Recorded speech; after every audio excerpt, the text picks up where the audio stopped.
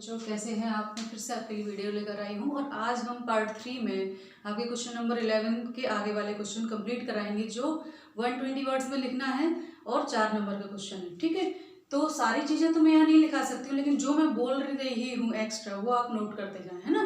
तो यहाँ नहीं मापे कि ये 120 क्वेश्चन है, उससे आप ज़्यादा भी मैं बहुत सारा बोलती हूँ। ठीक, तो चलिए स्टार्ट करते हैं।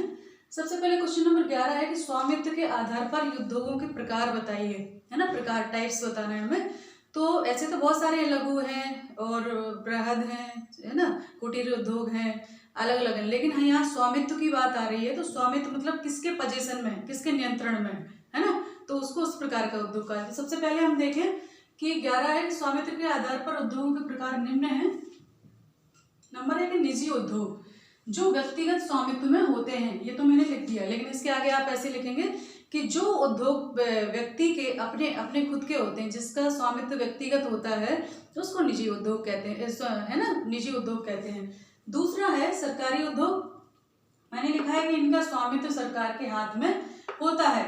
ठीक है, तो सरकार के हाथ में जो नियंत्रण में होते हैं, उनके सारी प्रशासनिक व्यवस्था सरकार करती है, वो उनका संचालन सरकार करती है, तो वो सरकारी उद्योग कहलाते हैं। ठीक, जैसे कि अपने बड़े बड़े इतने सारे चल रहे हैं, BSNL ले लो आप अपना, है ना। इसी प्रकार से सहकारी उद्योग की जब बात है, तो जो सहकारी स्वामित्व में होते हैं वो सहकारी उद्योग कहलाते हैं। यानी जो सहकारी संस्थाएं हैं, सहकारी जो बहुत सारे समूह हैं, उनके माध्यम से जो संचालित होते हैं वो उद्योग सहकारी उद्योग कहलाते हैं। यहाँ एग्जाम्पल दे सकते हैं हम अमूल प्रोडक्ट का। ठीक है, यहाँ आप BSNL का लिख सकते हैं और यहाँ पर आप रिलायंस वगैरह जो भी अपना नाम दे सकते हैं ना, कोई भी। तो इस प्रकार से आप उसमें वो भी लिखते जाएं। अगला जो है वो है मिश्रित उद्योग। मिश्रित का मैंने लिखा है कि जो उपर्युक्त में से 2 या 2 से अधिक के नियंत्रण में होता है। यानी ये निजी और सरकारी में भी हो सकता है, या निजी, सरकारी और सहकारी तीनों का मिलके भी हो सकता है, तो उसको क्या कहेंगे, मिश्रित उद्योग है। यानी इनमें से ही किसी ज्यादा के अगर नियंत्रण में होता है, सरकारी है और निजी भी है, कहता है ना, ऐसे बहुत सारी प्रॉपर्टी जो सरकारी भी होती है और उनको निजी भी कुछ शेयर होते हैं, तो उनको मिश्रित उद्योग कहा जाता है। ठीक है, इसका अगला जो है हमारा 14 नंबर का 12 नंबर का क्वेश्चन जो है वो है स्वतंत्रता संग्राम। प्रथम स्वतंत्रता संग्राम के 4 कारण बताइए, है ना। तो कारण हम सब जानते हैं, 4 कारण में सैनिक कारण, है ना, और आपका धार्मिक कारण, आर्थिक कारण, सामाजिक कारण, राजनीतिक कारण, बहुत सारे कारण हैं। पर इन्होंने क्या पूछा है, 4 कारण पूछे, है ना। तो 4 कारण हमें लिखने, हम इम्पोर्टेंट लिख देंगे। ठीक, तो क्वेश्चन नंबर 12 का उत्तर, तो प्रथम स्वतंत्रता संग्राम के, प्रथम स्वतंत्रता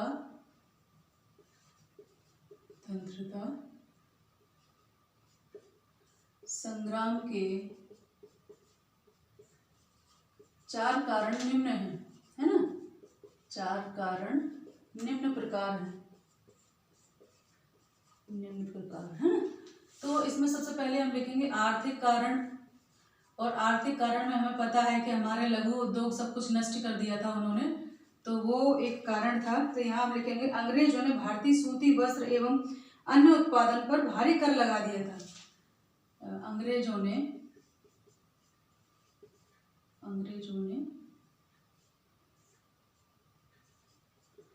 भारतीय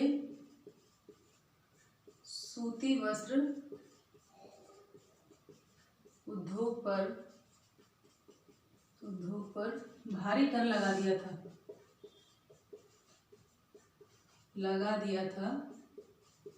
है ना। इससे क्या हुआ था, जिससे भारतीय उद्योग को क्षति पहुंची थी, भारतीय उद्योगों को क्षति पहुंची थी, यानी वो नष्ट हो गए थे ना, धीरे धीरे क्षति पहुंची। तो ये भी एक कारण था। ठीक, और दूसरा जो है वो है हमारा धार्मिक कारण।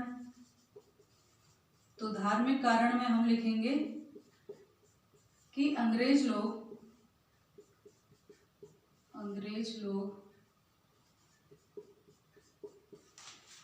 ईसाईयत का प्रचार कर रहे थे, ईसाईयत का प्रचार एवं बलपूर्वक, है ना, बलपूर्वक भी बनाया उन्होंने, बलपूर्वक धर्म परिवर्तन करा रहे थे, धर्म परिवर्तन करा रहे थे,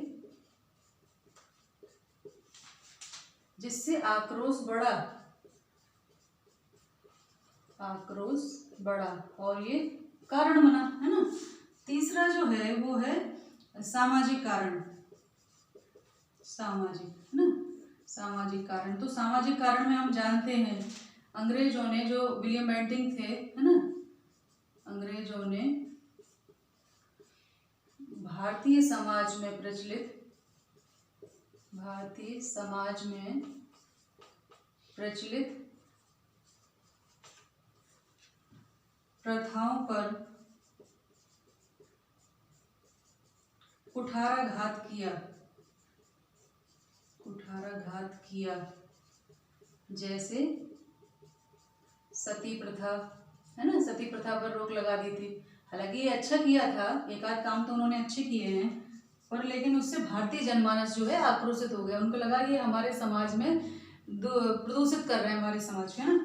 अगला है सैनिक कारण, सैनिक कारण। तो सैनिक कारण क्या था हम जानते हैं, चर्बी वाले कारतूस के कारण, है ना, चर्बी वाले कारतूस, है ना। उसके अलावा तिलक न लगाना, है ना, आदि, चोटी, तिलक आदि बहुत सारे ऐसे। तो चर्बी वाले कारतूस के कारण सैनिक आक्रोशित हो गए थे, वो तात्कालिक कारण भी बना था, है ना, प्रथम स्वतंत्रता संग्राम का। तो ये इसका 13 का आंसर है। 14 हम देखते हैं, और 14 है संसदीय शासन प्रणाली की विशेषताएं पूछी हैं। हमारा भारत भी संसदीय शासन प्रणाली पर आधारित है, भारतीय जो राजनीति है या हमारी सारी व्यवस्था। तो इसमें पूछा है प्रश्न नंबर 13, ये 12 था, अभी 13 है ना। 13 है कि भारत के संसदीय शासन प्रणाली की 4 विशेषताएं पूछी है इन्होंने, है 4 विशेषताएं। तो 4 विशेषताओं में आप देखिए, सबसे पहले तो हम लिखेंगे निम्न है, तो संसदीय शासन प्रणाली की विशेषताएं, संसदीय शासन प्रणाली की विशेषताएं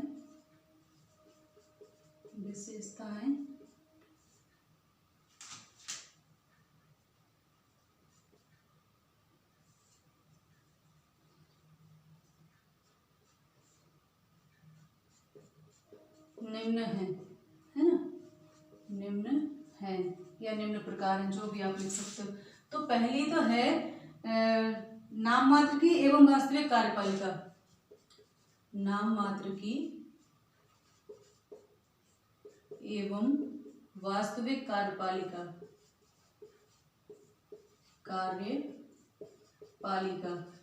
है ना। तो यहाँ हम लिखेंगे कि इन दोनों में अंतर होता है ना, बड़ा नहीं लिख रही हूँ, आप इसको ही रिपीट कर दें कि नाम मात्र की एवं वास्तविक कार्यपालिका में अंतर होता है। तो मैं लिख रही हूँ इन दोनों में अंतर होता है, एक ही नहीं होती है ना। जैसे कि हमारे यहाँ राष्ट्रपति जो है वो नाम मात्र की कार्यपालिका है, सारे काम उनके नाम पर होते हैं, पर वास्तविक कौन है, प्रधानमंत्री, ठीक है। दूसरा जो है वो विशेषता वो हम बताएंगे केंद्रीय नेतृत्व, ठीक है। केंद्रीय नेतृत्व यानी जो नेतृत्व है वो केंद्रीय रहता है, केंद्रीय नेतृत्व यानी केंद्र की प्रधानता रहती है ना, सभी चीजों में।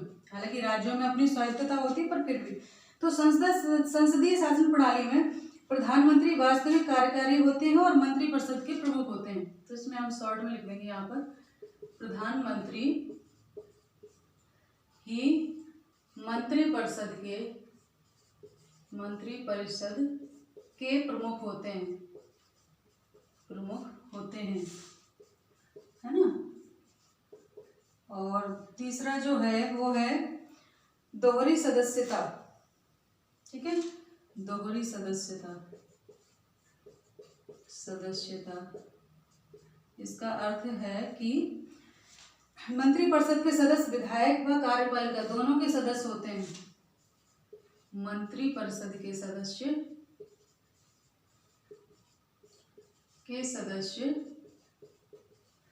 काय के होते हैं? मंत्रिपरिषद के सदस्य विधायक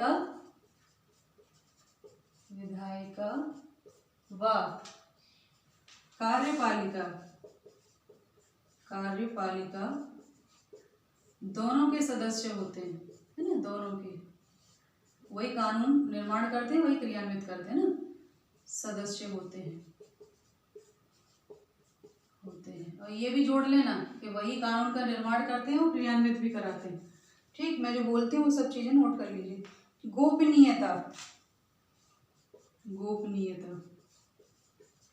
गोपनीयता में हम क्या लिखेंगे कि संसदीय शासन प्रणाली में कार्यपालिका के सदस्यों को कार्रवाई की बैठकों में नीति निर्माण की जो कार्रवाई होती है, यानी मंत्रिपरिषद के सदस्यों को परिषद के सदस्यों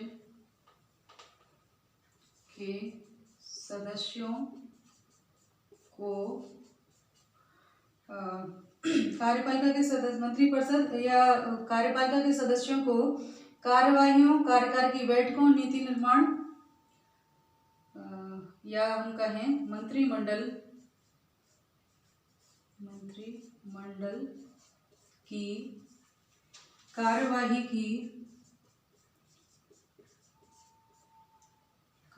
को गोपनीय रखना होता है ना। जो बैठकें होती हैं गोपनीय रखना होता है, यानी जो ये सारी बैठकें होती हैं, निर्णय लिए जाते हैं, नीति निर्माण होता है, तो जब वो बाहर आती है वो अलग बात है, उससे पहले कोई भी बात वो लीक नहीं करते, उनको गोपनीयता, पद व गोपनीयता की वो शपथ लेते हैं। तो ये 4 हैं। अगला क्वेश्चन नंबर 14 की तरफ चलते हैं, है ना। मुद्रा के बारे में है, मुद्रा से पूछा गया है अगला क्वेश्चन, प्रश्न नंबर 14। ठीक है, तो चलो स्टार्ट करते हैं। प्रश्न नंबर 14, उसमें पूछा है मुद्रा के प्रमुख कार्य लिखिए। तो मुद्रा के प्रमुख कार्य जो है वो निम्न है, हम लिखेंगे यहाँ पर प्रश्न नंबर 14 का उत्तर। मुद्रा के प्रमुख कार्य निम्न हैं। प्रमुख कार्य निम्न हैं, कौन कौन से हैं वो देख लेते हैं। पहला है कि विनिमय का माध्यम, मुद्रा जो है वो विनिमय का माध्यम होती है। तो विनिमय का माध्यम, ठीक है, माध्यम।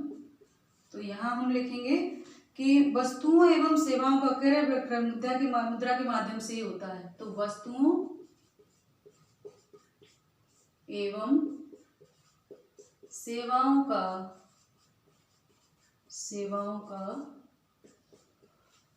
क्रय विक्रय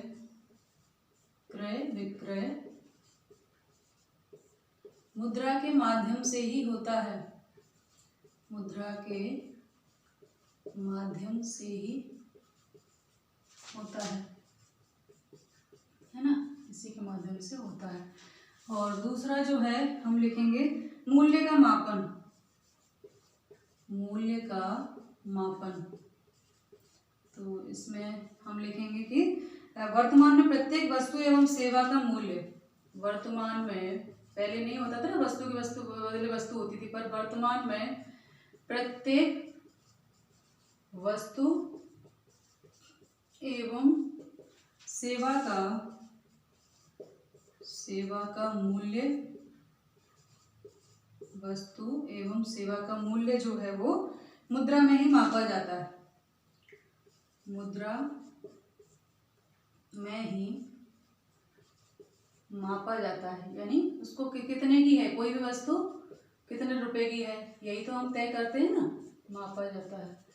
और बाजार में सभी वस्तुओं का मूल्य मुद्रा में ही व्यक्त किया जाता है। बाजार में सभी वस्तुओं का मूल्य, सभी वस्तुओं का मूल्य मुद्रा में ही व्यक्त किया जाता है ना। किया जाता है। इसीलिए मुद्रा महत्वपूर्ण है। यह मुद्रा का महत्वपूर्ण कार्य है। महत्वपूर्ण कार्य है ना। तो इसलिए मुद्रा जो है इम्पोर्टेंट है। वर्तमान में बिना करेंसी के कुछ भी नहीं। ये बात अलग है कि हम ऑनलाइन पे कर रहे हैं, पर वो भी करेंसी में ही कर रहे हैं। ठीक है, तो आज की वीडियो में इतना ही। अगली वीडियो में फिर लेकर आऊंगी, तो ध्यान रखिए, पढ़ाई करते रहिए। नमस्ते सभी को, धन्यवाद।